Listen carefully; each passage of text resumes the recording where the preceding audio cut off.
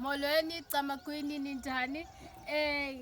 Umakhosi Mkhize lo okhulumayo, ngicela mongakazi usubscribe kwi-channel yami, usubscribe. Namhlanje ngicela ukunitshengisa elinye ikhambi elisiza kakhulu abantu abanomkhuhlane like laduma kakhulu ngesikhathi se-COVID, umhlonyane. Kodwa abanye ngiyazi ukuthi bebeliphambanisa licishe lifane namanye. Umhlonyane nangu-ke umhlonyane bafethu.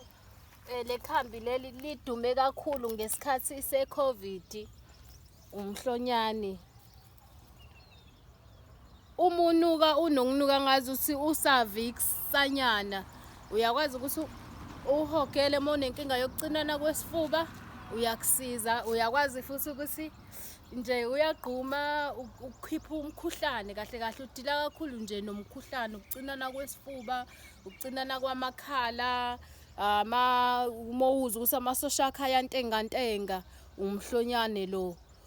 Uyakwazi futhi noma ukhathele, uyazizwa ukuthi ukhathele, uyawugcoba, uyawuphuza umhlonyane.